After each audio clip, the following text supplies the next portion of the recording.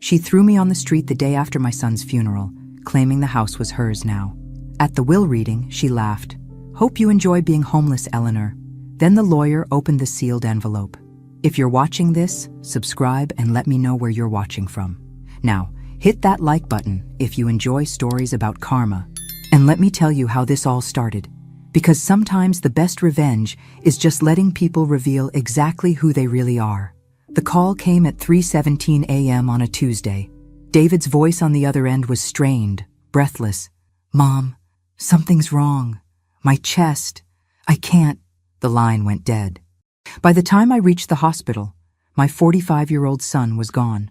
"Massive heart attack," the doctor explained with clinical detachment. Nothing they could do. Stephanie stood beside me in the sterile waiting room, her face a mask of shock, but I caught something else in her expression. Relief? No. Surely I was imagining things in my grief. "What happens now?" I whispered, still unable to process that David, my healthy, vibrant son, was simply gone. Stephanie straightened her shoulders, and for a moment, her composure slipped. "Now we deal with reality, Eleanor. David's gone, and I have decisions to make." The coldness in her voice sent a chill through me. We'd never been close, Stephanie and I, but David had always been the bridge between us. Now that bridge was gone, and I was beginning to understand just how deep the chasm really was. "Of course, dear. We'll get through this together," I said, reaching for her hand. She pulled away. "We'll see about that." I should have recognized the warning in those words. Instead, I attributed her coldness to shock. People grieve differently, I told myself. Some become emotional, others turn inward. Stephanie was clearly the latter. The funeral arrangements consumed the next 3 days. I offered to help pay for everything. David had been my only child after all. But Stephanie insisted on handling it herself. "I'm his wife," she kept saying. "I know what he would have wanted." Fair enough. I focused on writing his eulogy, calling relatives, and trying to hold myself together. At 67, I'd buried my parents and my husband, but losing a child felt like a special kind of hell. The night before the funeral, as I sat in what had been David's childhood bedroom in the house he'd shared with Stephanie, I found myself staring at the framed photos on the dresser. David graduating college, David and Stephanie's wedding, David holding his nephew at Christmas last year. What I didn't see were any photos of David and me from recent years. Stephanie had systematically removed them, I realized. When had that happened? A soft knock interrupted my thoughts. Stephanie stood in the doorway, no longer bothering to hide the calculating look in her eyes. "We need to talk, Eleanor." The funeral was beautiful. I'll give Stephanie that. The flower arrangements were elegant. The music was David's favorite hymns, and the reception afterward was perfectly orchestrated. What wasn't beautiful was watching my daughter-in-law play the grieving widow while making pointed comments about moving forward and new chapters. I stood in the receiving line, accepting condolences from friends and family, when I overheard Stephanie talking to her sister behind the flower arrangements. "The life insurance alone will cover the mortgage for 2 years, she was saying in a low voice. "And without the extra expenses." "Extra expenses?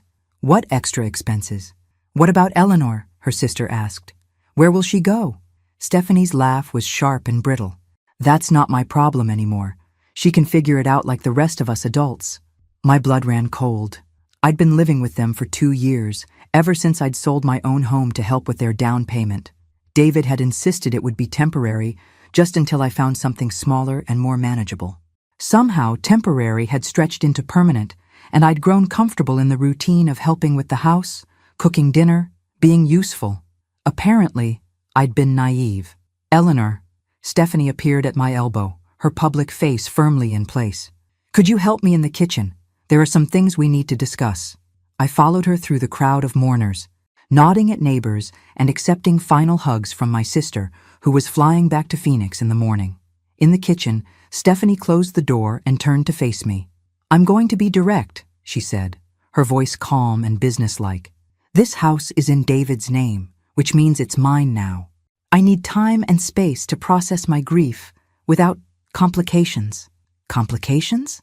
I kept my voice steady, though my heart was racing. "You living here. It's not working anymore, Eleanor. I need my privacy." The words hit me like a physical blow. "Stephanie, I understand you're grieving, but surely we can— No, she held up a hand. I've made my decision. I'll give you until tomorrow evening to pack your things. That should be plenty of time. I stared at her, searching for any sign of the woman who'd once called me Mom, who'd hugged me at Christmas dinners, who'd cried when David proposed. That woman was gone, replaced by someone cold and calculating. Where exactly do you expect me to go? Stephanie shrugged. You're a grown woman, Eleanor. You'll figure something out. The casual cruelty of it took my breath away. David would be horrified by this conversation. David's dead. The words came out flat, final. And the sooner you accept that, the better off we'll both be. I packed my entire life into 4 suitcases and 2 boxes. 67 years reduced to what would fit in the trunk of my car. As I folded my clothes and wrapped my few remaining photographs, I kept waiting for Stephanie to come upstairs and apologize, to say she'd spoken in grief, and of course I could stay until I found somewhere else to go. She never came. Instead, at exactly 6 p.m. the next day, she appeared in my doorway with her arms crossed. Time's up, Eleanor. I zipped the last suitcase closed and looked around the room that had been my sanctuary for 2 years.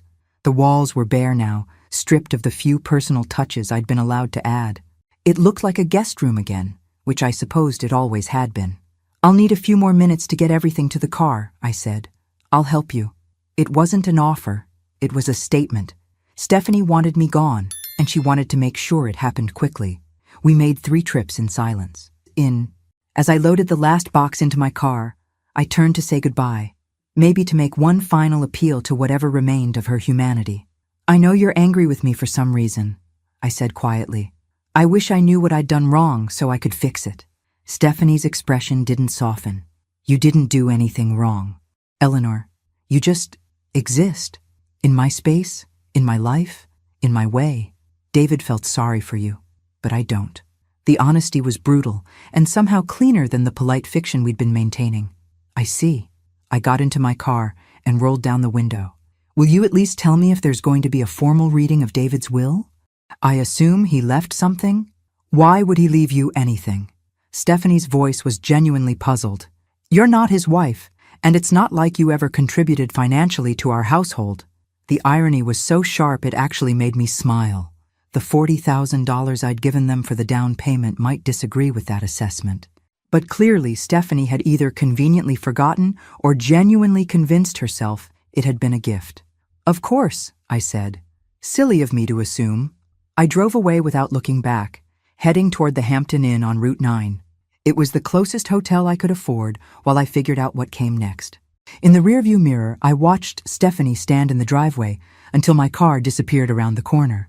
At the hotel, I checked in for a week and carried my suitcases to a generic room that smelled like industrial cleaning products and broken dreams. I sat on the polyester bedspread and stared at my reflection in the mirror above the dresser. Who was this woman looking back at me? A widow, now childless, homeless, and apparently worthless in the eyes of the only family she had left. But as I sat there in that sterile room, something unexpected began to stir in my chest. Not despair, though that was there too. Something sharper, something that felt almost like anticipation. Stephanie thought she'd won. She thought she'd successfully discarded the inconvenient mother-in-law and claimed her prize. What she didn't know was that David had been a much better son than she'd ever given him credit for. 2 weeks into my hotel stay, just as I was starting to seriously worry about my dwindling savings, the call came from David's lawyer. Mrs. Fairfield, this is James Morrison from Morrison & Associates. I handled your son's legal affairs. Yes, Mr. Morrison, I remember meeting you at David and Stephanie's house closing. I'm calling to inform you that the probate process is complete, and there will be a formal reading of David's will next Tuesday at 2 p.m. in my office. Your presence is required. My presence was required? I sat up straighter, ignoring the way the cheap mattress springs protested. I'm sorry, but I think there might be some confusion. Stephanie seemed to think, Mrs. Fairfield, Mr. Morrison interrupted gently. I can only tell you what David's will specifies, and it specifically names you as a beneficiary. I'll see you next Tuesday at 2 p.m. After he hung up, I stared at my phone for a long moment. David had left me something after all, probably some small keepsake, maybe his father's watch, or the photo albums from his childhood. Stephanie wouldn't be happy about it. but she'd have to live with whatever David had decided. I spent the weekend apartment hunting online, looking at senior living communities and modest one-bedroom rentals within my budget. My savings account could cover another week at the hotel, plus first month's rent and a security deposit. But I'd need to be careful. Social Security and the small pension from my teaching career would have to stretch further than I'd originally planned. At 1:45 p.m. the following Tuesday, I sat in the parking lot of Morrison & Associates, watching Stephanie emerge from a silver BMW wearing a black dress that probably cost more than my monthly budget. She'd brought someone with her, a man in an expensive suit who kept checking his phone. When I walked into the reception area, Stephanie's face darkened. "What is she doing here?" she demanded of the receptionist. "Mrs. Fairfield is here for the will reading," the young woman replied professionally. "Which Mrs. Fairfield?" Stephanie's voice rose slightly. "Both of you, apparently." The man in the suit, who I now recognized as Stephanie's brother Marcus, leaned over to whisper something in her ear. She nodded curtly and took a seat across the waiting room from me, making it clear that whatever temporary civility might have existed between us was officially over. Mr. Morrison appeared promptly at 2 p.m. and ushered us into his office. He was a kind-faced man in his 60s with silver hair and gentle eyes behind wire-rimmed glasses, the kind of lawyer who probably still believed in doing right by his clients. "Ladies, gentlemen," he began, settling behind his mahogany desk. "I know this is a difficult time, but David was very specific about his wishes. I'll read the will in its entirety, and then we can discuss any questions." Stephanie sat forward eagerly, her hands clasped in her lap. Marcus had pulled out a legal pad and was preparing to take notes. I simply folded my hands and waited. The first part of the will was exactly what I'd expected.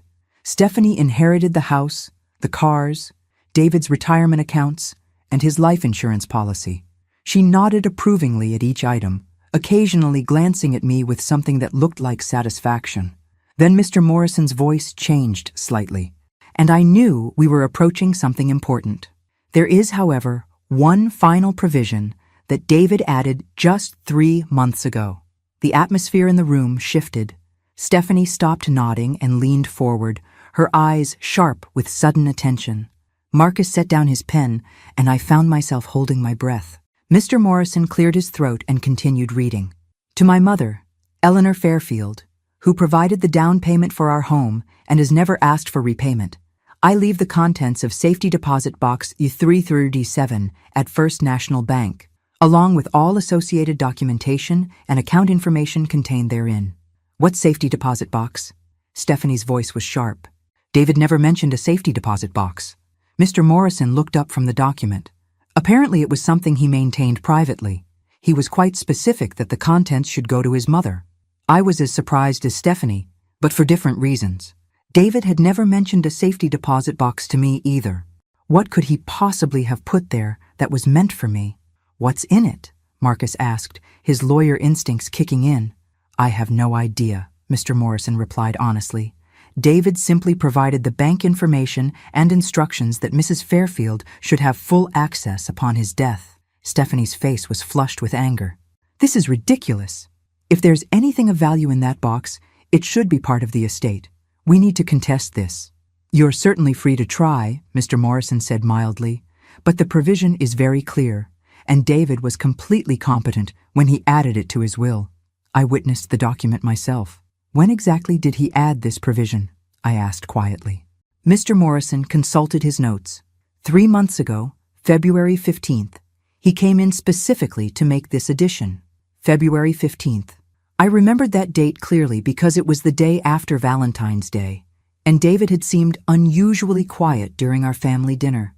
Stephanie had been complaining about something, the neighbor's dog, I think, and David had barely spoken throughout the meal. "This is a waste of time," Stephanie snapped, standing abruptly. "Marcus, let's go. We'll file a challenge tomorrow."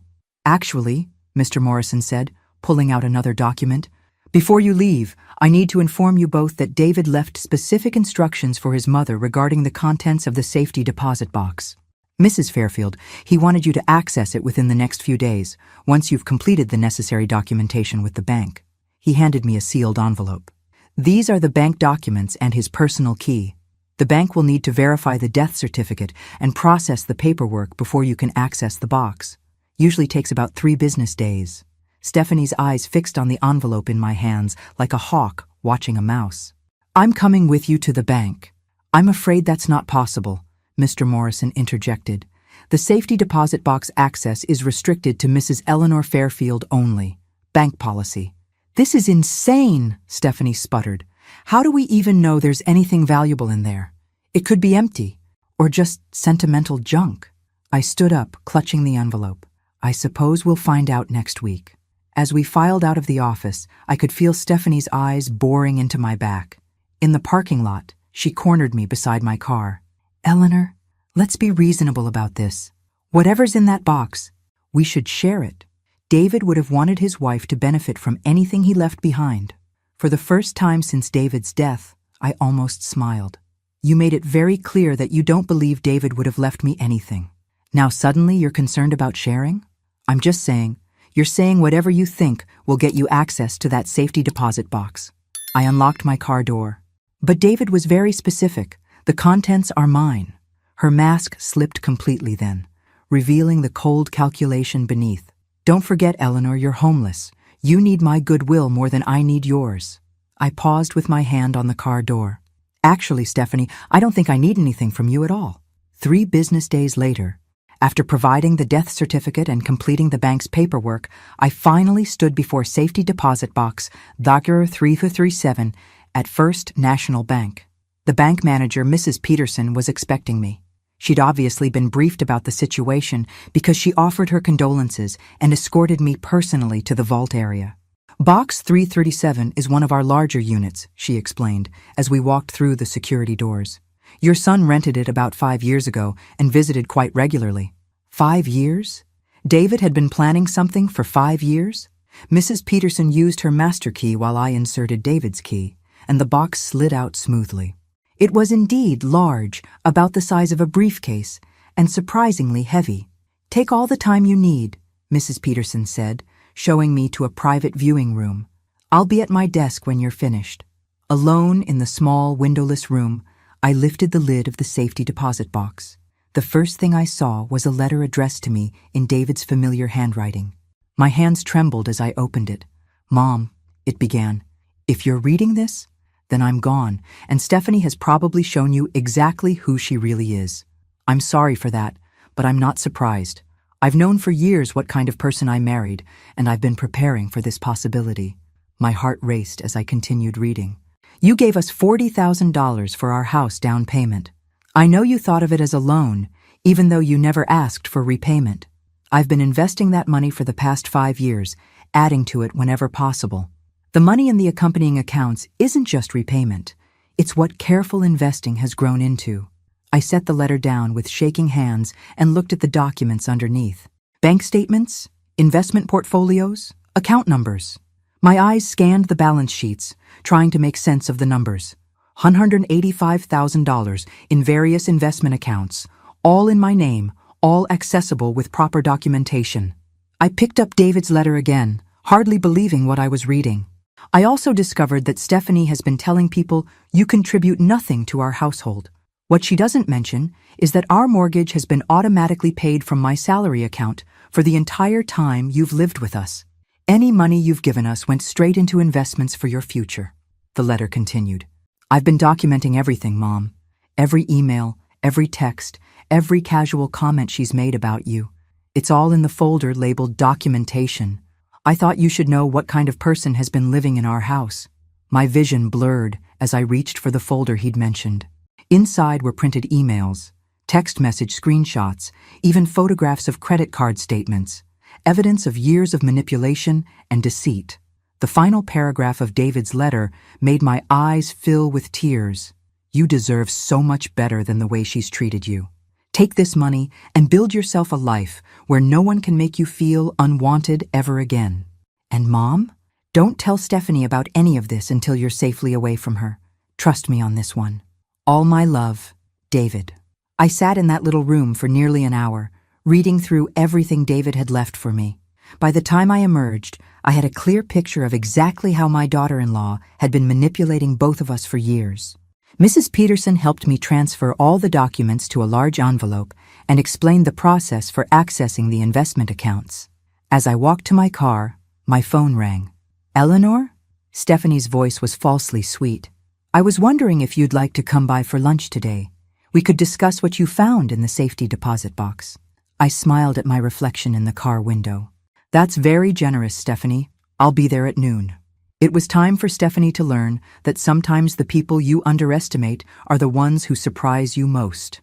I arrived at Stephanie's house, her house now, at exactly noon, carrying a small gift bag and wearing my best poker face. She answered the door in a flowing white dress that probably cost more than my monthly hotel bill, all smiles and false warmth. "Eleanor, I'm so glad you came. I've made your favorite chicken salad." Funny how she remembered my favorite foods now that she wanted something from me. The dining room table was set with her wedding china and fresh flowers. Stephanie had clearly put effort into this performance. She poured iced tea and chattered about the weather while I sat quietly, watching her work up to what she really wanted to discuss. "So," she finally said, settling into her chair with practiced grace, "I've been thinking about yesterday, about the safety deposit box." "Have you?" I sipped my tea calmly. "I know we've had our differences, but David would want us to support each other through this difficult time. Family should stick together. Family." Rich coming from the woman who'd thrown me out the day after her husband's funeral. "I couldn't agree more," I said evenly. Stephanie's eyes lit up, clearly thinking she'd found an opening. "I'm so relieved to hear you say that. I was worried you might be angry about having to find your own place so quickly, but you understand I needed space to grieve." "Of course." I took a bite of chicken salad. "Grief affects everyone differently." "Exactly." She leaned forward eagerly. "So about what David left you. I was thinking we could pool our resources, combine whatever was in that box with David's life insurance, maybe invest it together. I have some wonderful financial advisors." I bet she did. The same ones who'd been helping her make questionable spending decisions. "That's very thoughtful, Stephanie. But I'm curious, what makes you think there was anything valuable in the safety deposit box?" She paused, clearly not expecting the question. "Well, David was always so private about certain financial matters. He must have had a reason for keeping something separate." "Private? That's an interesting choice of words." "You know what I mean." She waved a hand dismissively. "Men and their financial planning. They never tell us wives everything." I set down my fork and looked directly at her. "Actually, Stephanie, I think David told you exactly as much as he thought you needed to know." Something flickered in her eyes. Uncertainty. Maybe a hint of fear. "What did you find in the box, Eleanor?" The moment of truth was approaching, but I wasn't quite ready to play that card yet. Instead, I reached for the gift bag I'd brought. "I brought you something," I said, pulling out a small wrapped package. "A little thank you gift." She unwrapped it eagerly, revealing a framed photograph of David from his college graduation. Her face softened slightly. "Oh, Eleanor, this is lovely. Thank you. I thought you should have it. After all, you were such a devoted wife." The emphasis I placed on devoted wasn't lost on her. She looked up sharply, searching my face for hidden meaning. "What's that supposed to mean?" "Nothing at all. I'm just appreciating how well you took care of my son." Stephanie set the photograph down carefully, her demeanor shifting. The fake sweetness was evaporating, replaced by something warier. "Eleanor, you're being cryptic. Just tell me what was in the safety deposit box." I smiled and took another sip of tea. "Documents mostly. Very interesting reading material." "What kind of documents?"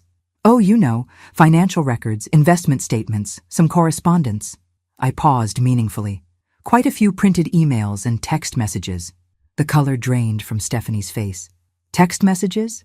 David was quite thorough in his record-keeping, especially toward the end.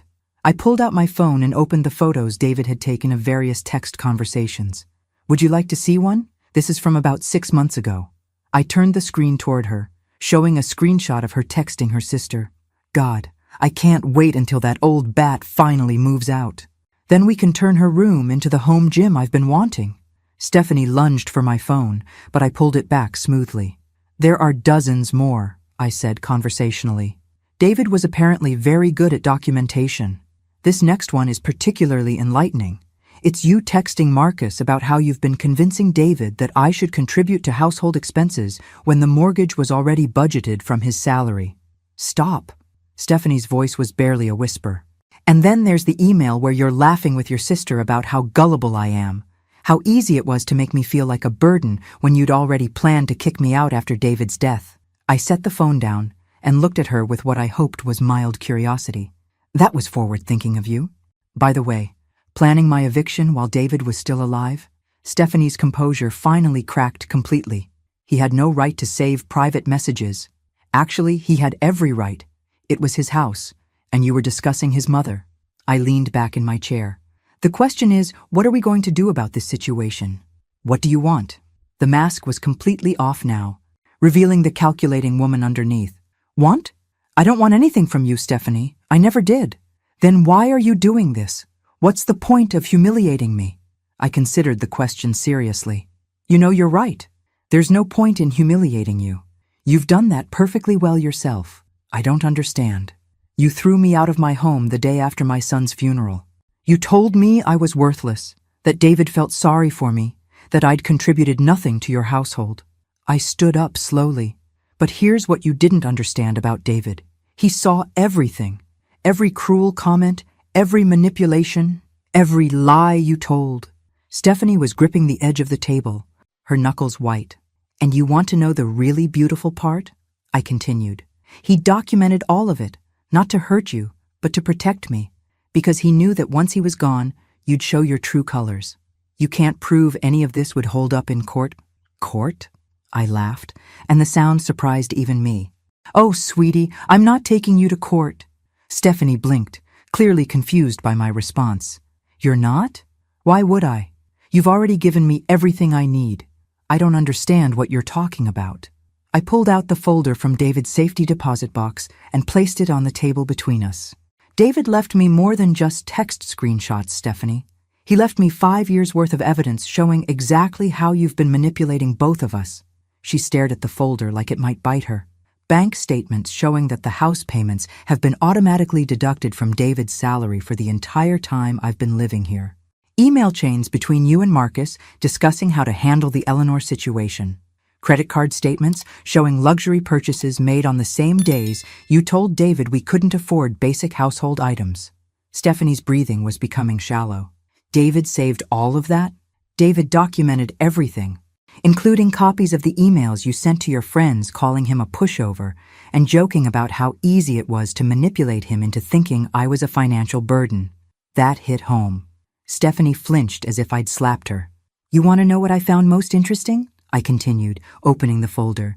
This email thread where you and Marcus discuss your long-term plans to have me declared incompetent so you could access my pension and Social Security. That's not... We never actually... No, you never actually followed through. Know why? Because David figured out what you were planning and took steps to protect me. Stephanie's eyes widened. What steps? You don't have anything worth protecting. Don't I? I smiled pleasantly. That's interesting, because according to these investment statements, I apparently have quite a bit worth protecting. Money that David had been carefully growing for the past 5 years. That's impossible. You're living in a hotel. I'm living in a hotel because I choose to be there while I figure out my next move, not because I can't afford better. The silence stretched between us as Stephanie processed this information. I could practically see the wheels turning in her head, trying to calculate how much money we might be talking about. How much? She finally asked. Excuse me? How much money did David leave you? I closed the folder and stood up. That's really none of your business, is it? I'm his wife. I have a right to know. You had a right to know what your husband left you, which, as I recall, was quite generous. The house, the cars, the life insurance, his retirement accounts. I'd say you made out very well. Stephanie shot to her feet, her chair scraping against the hardwood floor. You manipulative old witch. You're trying to steal what's rightfully mine. Steal? I raised an eyebrow. How exactly would I be stealing anything? Everything I have was given to me by my son, who had every legal right to dispose of his assets as he saw fit. He was my husband. Yes, he was. And apparently, he knew exactly what kind of wife you were. The words hung in the air like a challenge. Stephanie's face was flushed with anger and something that looked like panic. "I want to see those bank statements," she demanded. "I'm sure you do. Eleanor, I'm warning you." "You're warning me?" I laughed again, feeling oddly liberated. "Stephanie, honey, you threw me out of your house. You humiliated me at my son's funeral. You made it clear that you consider me worthless and unwanted. What exactly do you think you can threaten me with now?" Stephanie stared at me for a long moment, and I could see her recalibrating. The threats weren't working, so she was switching tactics. "Eleanor, please, let's be reasonable about this." Her voice took on a pleading tone. "I know I've been difficult since David died. I was grieving. I wasn't thinking clearly. But we're family. We should work together." "Family," I repeated thoughtfully. "Yes, you mentioned that before. Right after you told me David felt sorry for me and that I'd never contributed anything to your household. I didn't mean that. I was upset. I said things I didn't mean." "Oh, but you did mean them. That's what makes David's documentation so valuable. He saved you saying the same things multiple times to multiple people over a period of years." Stephanie's mask slipped again. "What do you want from me, Eleanor? An apology? Fine. I'm sorry. I'm sorry I hurt your feelings. I'm sorry I asked you to leave. I'm sorry for everything. Now can we please discuss this money situation like adults?" "There's nothing to discuss." "Of course there is. If David left you a significant amount of money, we need to plan how to manage it responsibly. I know excellent financial advisors. I could help you invest it properly."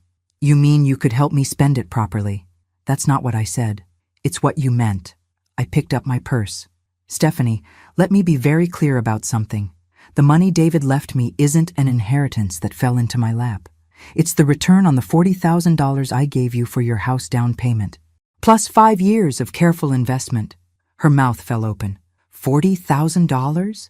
Did you think it was a gift? Did you think I just handed over my life savings out of the goodness of my heart with no expectation of repayment? David said it was a family contribution. David was trying to preserve your pride. And mine. But he never forgot it was a loan. I could see her mind racing, trying to process this new information. If I'd invested $40,000 5 years ago, and David had been growing it. "How much is it worth now?" she whispered. I pulled out my phone and opened one of the banking apps the bank had helped me set up. The account balance filled the screen, and I turned it toward her. $185,000. Stephanie's face went white. She grabbed the edge of the table to steady herself. "That's impossible."